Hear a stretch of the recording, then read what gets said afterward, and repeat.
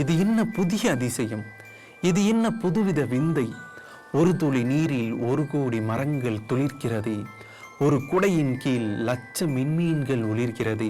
ஒரு குடையின் கீழ் லட்சம் விண்மீன்கள் ஒளிர்கிறதே. ஒரு விழுதில் கோடி மனங்கள் ஊஞ்சலாடுகிறது. ஒரு விழுதில் கோடி மனங்கள் ஊஞ்சலாடுகிறது. ஒரு சொல்லில் லட்சம் கவிதை புத்தகம் தோன்றுகிறது. ஒரு வேரில் பல நூறு மலைகள் சரியாமல் நிற்கிறது. ஒரு கடலில் மொத்த நீரும் நன்னீராய் மாறுகிறது. ஒரு தேன்துளி நினைப்பவர் எண்ணத்திலெல்லாம் இனிக்கிறது. ஒரு மண் துகள் அனைவர் பசிக்கும் சேர்த்து விளைவிக்கிறது. ஓர் இதயம் உலகத்து மக்களுக்கெல்லாம் சேர்த்து துடிக்கிறது. ஓர் இமயம் காணும் மக்களுக்கெல்லாம் அன்பை வாரி இறைக்கிறது. ஓர் ஆயுதம் இறைவனுக்கும் பாதுகாப்பாய் உருமாறி உழைக்கிறது. ஓர் ஆண்டவனாய் நம்பி பல கோடி உயிர்கள் பிழைக்கிறது. ஒரு மனிதனால் எந்த ஒரு உயிர்க்கும் தீங்கு நினைக்காமலும் இருக்கக்கூடுமா? ஒரு மனிதனால் சொல்லும் செயலும் பார்வையும் ஒரே கோட்டில் வைக்க முடியுமா? ஒரு மனிதனால் அல்லும் பகலும் இறைவனை நோக்கியே பயணம் செய்ய இயலுமா?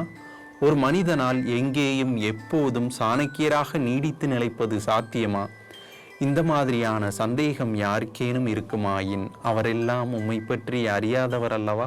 நரைமுடி வேந்தனாகியும் மெல்முடி இளைஞனாய் தீரா வேட்கை கொண்ட நேர்மறை நாயகரை, ஒரு புள்ளி கோலமாய் தோன்றி பல அடுக்கு கோலமாய் தம்மை உருவேற்றி நடமாடும் உத்தம சீலரே, உந்தன் எண்ணம் உலகிற்கே புத்துயிர் ஊட்டி புதுமணம் கூட்டும் புனித பணி அல்லவா? உன்னை எண்ணும் சிந்தைக்குள் மறைந்த ஒளிக்கற்றை தன் மாய கயிற்றை அவிழ்த்து ஒளிரும் அல்லவா? உன்னை எண்ணும் சிந்தைக்குள் மறைந்த ஒளிக்கற்றை தன் மாய கயிற்றை அவிழ்த்து ஒளிரும் அல்லவா?